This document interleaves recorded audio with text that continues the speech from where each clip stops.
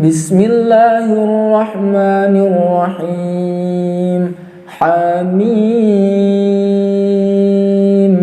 Tanzilul kitabi minallahil azizil alim. Ghafiril dhanbi wa qabilit tawbi syadidil iqabi dzit tawl. La ilaha illa huwa ilaihil masir. ما يجادل في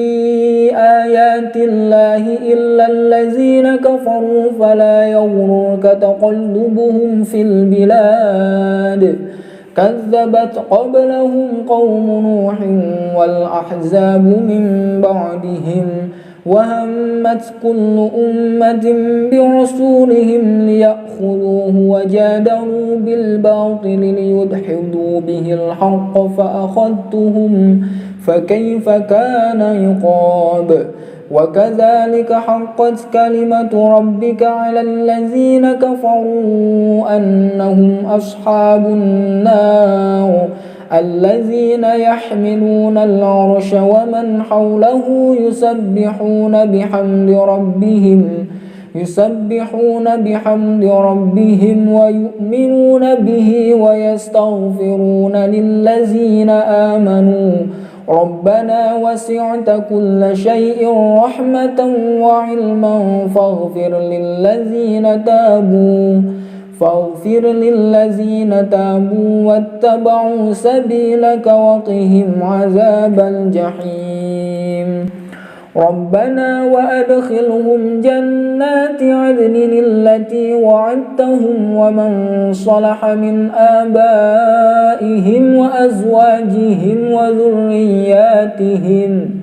إنك أنت العزيز الحكيم وقهم السيئات ومن تق السيئات يومئذ فقد رحمته وذلك هو الفوز العظيم إن الذين كفروا ينادون لمقت الله أكبر من مقتكم أنفسكم إذ تدعون إلى الإيمان فتكفرون قالوا ربنا أمتنا اثنتين وأحييتنا اثنتين فاعترفنا بذنوبنا فهل إلى خروج من سبيل ذلكم بأنه إذا دعي الله وحده كفرتم وإن يشرك به تؤمنوا فالحكم لله العلي الكبير هو الذي يريكم آياته وينزل لكم من السماء رزقا وما يتذكر إلا من ينيب فادعوا الله مخلصين له الدين ولو كره الكافرون رفيع الدرجات ذو العرش يلقي الروح من أمره على من يشاء من عباده لينذر يوم التلاق يوم هم بارزون لا يخفى على الله منهم شيء لمن الملك اليوم لله الواحد القهار اليوم تجزى كل نفس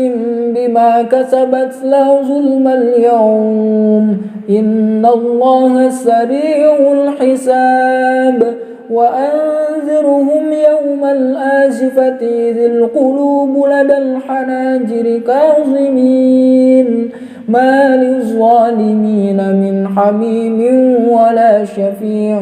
يطاع يعلم خائنة الأعين وما تخفي الصدور والله يقضي بالحق والذين يدعون من دونه لا يقضون بشيء إن الله هو السميع البصير